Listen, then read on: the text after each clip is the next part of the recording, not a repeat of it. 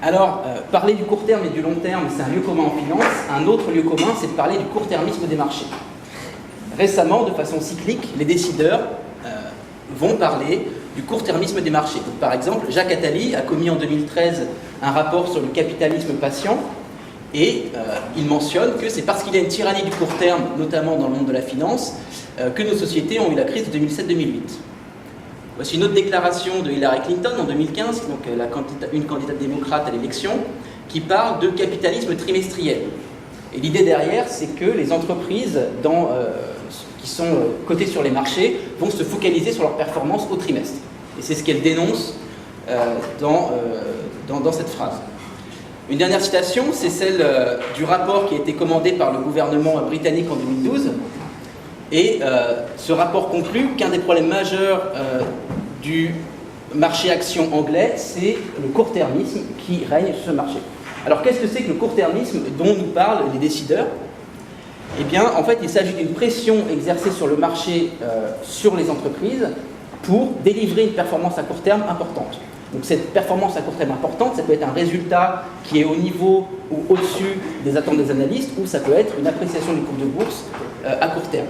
Et l'idée, c'est qu'à cause de cette pression à délivrer une performance à court terme importante, les entreprises vont être moins à même d'investir pour le long terme et de mener à bien leur stratégie de long terme. Donc c'est ça qui est dénoncé par le court-termisme des marchés. Alors ce constat, il n'est pas que partagé entre les décideurs internationaux, on le retrouve aussi au niveau des dirigeants.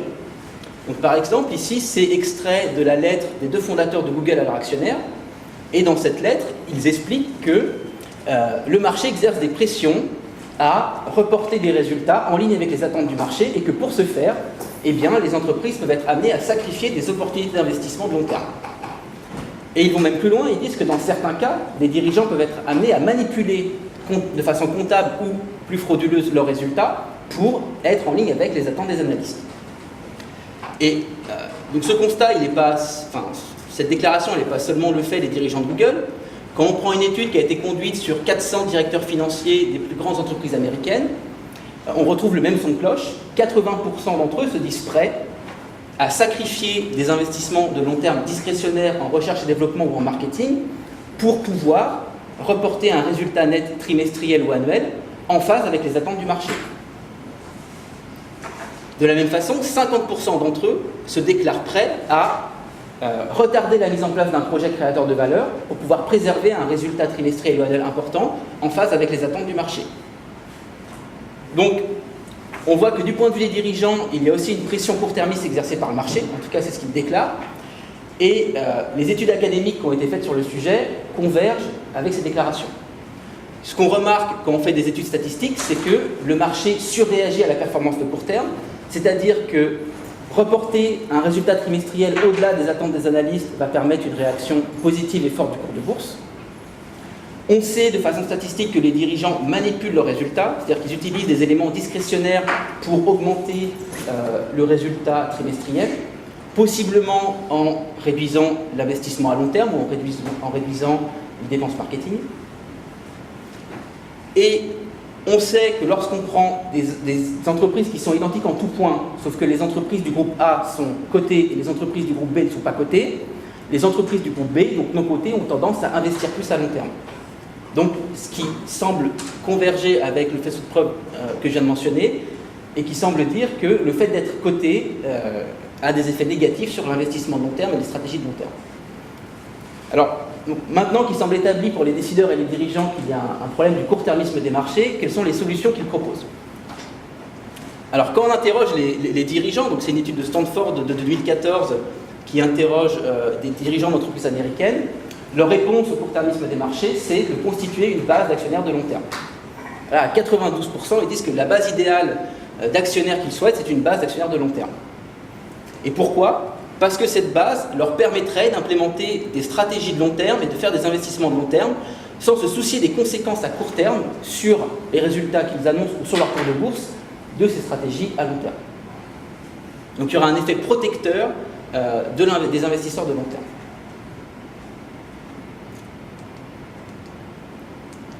Alors, en France, avec la loi Florange, le régulateur, le gouvernement, puisque cette loi a été soutenue par le gouvernement, est allé dans le même sens que le désir de ses dirigeants, c'est-à-dire de promouvoir l'actionnariat de long terme. Et donc, c'est notamment l'article 5 de la loi de Florange qui généralise le droit de vote double aux actionnaires détenant des parts d'une entreprise depuis plus de 2 ans. Quel va être l'effet de cette mesure? C'est qu'elle va donner plus de pouvoir, plus de droits de vote aux actionnaires de long terme. Donc ça, c'est un premier effet. Et deuxièmement, elle va inciter un plus grand nombre d'investisseurs à investir à long terme pour pouvoir bénéficier de ces droits de vote double. Alors, le problème avec l'article 5 de la loi Florange, c'est que bien qu'il semble encourager l'actionnariat de long terme, beaucoup de commentateurs ont émis des réserves quant au but premier de l'article. Et effectivement, en fait, la loi Florange a pu être soutenue pour de mauvaises raisons. La première, c'est qu'elle a été principalement conçue pour empêcher les prises de contrôle hostiles de compagnies étrangères, enfin, par des compagnies étrangères de compagnies françaises. Et dans ce cadre-là, le droit de vote double est conditionné à la détention des actions au nominatif. Et comme on le sait, la détention des actions au nominatif va favoriser plutôt l'actionnariat français et plutôt les propriétaires existants de l'entreprise, notamment le dirigeant et les actionnaires de référence. Donc en fait, on peut très bien lire cette mesure comme une mesure qui va finalement renforcer le pouvoir de l'actionnariat français et majoritaire contre des investisseurs institutionnels ou des entreprises étrangères. Une autre façon de lire cette mesure, c'est qu'il s'agit d'un opportunisme étatique. Alors qu'est-ce qu'on veut dire par cette formule? C'est que finalement, l'État, avec le même nombre de participations, va avoir 2 fois plus de droits de vote dans toutes les entreprises où il est investi. Et qu'est-ce qu'il va pouvoir faire? Eh bien, il va pouvoir vendre la moitié de ses participations, tout en conservant le même pouvoir. Et donc, il va pouvoir générer des cagnottes grâce à cette mesure.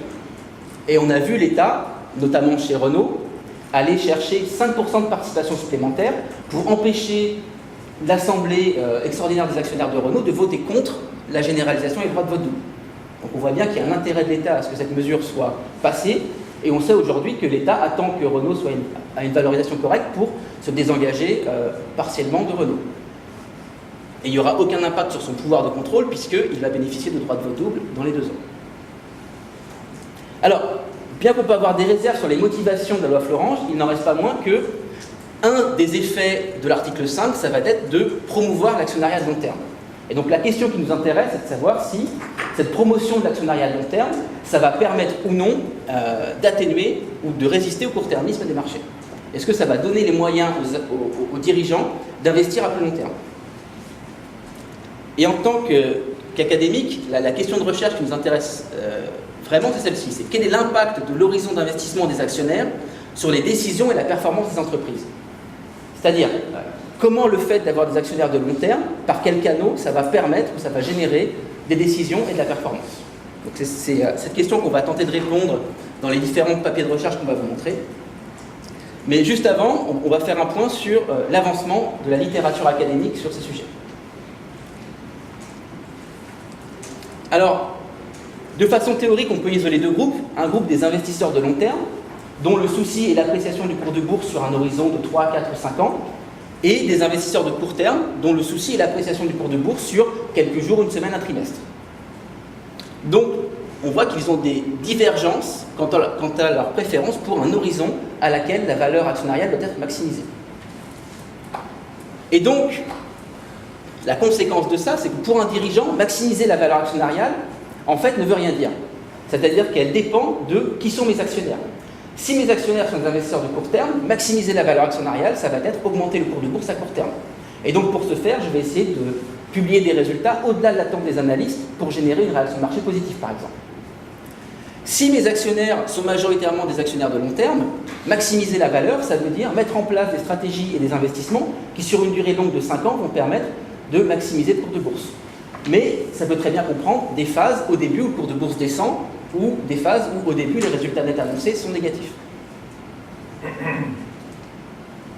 Donc l'idée théorique principale de cette approche, c'est que plus les investisseurs d'une entreprise ont un horizon long, plus le dirigeant maximise la valeur actionnariale à long terme. Et donc la recherche a apporté des preuves empiriques qui sont cohérentes avec cette théorie. La première série de preuves empiriques montre que plus il y a d'investisseurs de long terme, moins le cours réagit à la performance de court terme. C'est-à-dire, moins on va observer une réaction forte du marché à l'annonce de résultats, ou à l'annonce de résultats au-delà des prévisions des analystes. Et donc, comme le cours de bourse est beaucoup moins sensible à la performance de court terme, ça permet aux dirigeants de se concentrer sur des stratégies et des investissements à long terme. Donc c'est la première série de preuves empiriques qui est cohérente avec notre prédiction. Corpus de preuves empiriques montre que plus il y a d'investisseurs de long terme, moins il y a de comportements managériaux destructeurs de valeur à long terme. L'idée, c'est que les investisseurs de long terme ont un horizon long. Et donc, de fait, pour eux, accumuler de l'information et la traiter est relativement moins coûteux, parce qu'ils peuvent l'amortir sur un horizon de temps plus important. De plus, les investisseurs de long terme, comme ils ont un horizon long, ils ont intérêt à intervenir, parce qu'ils peuvent initier des changements dont ils vont bénéficier, parce qu'ils restent assez longtemps dans l'entreprise pour en bénéficier. Et donc, ça en fait des investisseurs qui sont plus à même de surveiller et intervenir et empêcher les comportements managériaux qui pourraient détruire de la valeur, comme le surinvestissement, le sous-investissement, la manipulation des résultats ou d'autres comportements myopiques. Donc ça, c'est la deuxième vague de contribution empirique qui va dans le sens de la théorie qui prédit que plus les investisseurs d'une entreprise ont un horizon long, plus le dirigeant maximise la valeur actionnariale à long terme. La troisième série de papiers empiriques qui va dans ce sens-là montre que plus il y a d'investisseurs de long terme, moins une sous-valorisation temporaire du marché a un impact sur les décisions d'investissement de long terme des dirigeants. Donc l'idée, c'est qu'en tant qu'investisseur de long terme, peu importe si l'entreprise est temporairement sous-valorisée, je veux qu'elle poursuive sa stratégie de long terme. Je ne veux pas qu'elle se mette à tout d'un coup reporter un résultat très important pour envoyer un signal au marché. Et pourquoi je veux que l'entreprise continue à investir à long terme? Parce que je sais que dans le temps, cette sous-valorisation temporaire va s'effacer. L'entreprise va retrouver une valeur de marché correcte et ses investissements vont également être valorisés. Donc, ici, c'est l'état de la littérature et ce qu'on va vous présenter, donc nos papiers de recherche, vont amener d'autres preuves que l'horizon d'investissement des actionnaires a un impact sur la performance et les décisions des entreprises. Alors, juste avant de laisser la parole à Arthur qui va vous présenter les deux premiers papiers, je vais faire un point sur la méthodologie que l'on utilise pour définir l'actionnariat de long terme et l'actionnariat de court terme. Alors, pour être capable de définir l'actionnariat de long terme ou de court terme, il faut d'abord, pour chaque actionnaire, être capable de dire quel est son horizon d'investissement. Alors, comment on va faire? Alors, pour pouvoir vous l'expliquer de façon claire, j'ai besoin tout d'abord de vous parler de l'échantillon sur lequel on va travailler. Donc, on travaille sur un échantillon américain et l'avantage, c'est qu'aux États-Unis, tous les investisseurs institutionnels doivent reporter au régulateur leur position en action dans les entreprises américaines. C'est-à-dire que pour chaque investisseur institutionnel américain, on connaît trimestre par trimestre les actions qu'il détient dans toutes les entreprises américaines. Cotées. Donc, pour 4000 investisseurs institutionnels, qui représentent environ 60% de l'actionnariat des entreprises américaines, on a toutes les positions en action. Ce qui fait 44 millions d'observations. On en connaît 4 par an ou jour par jour?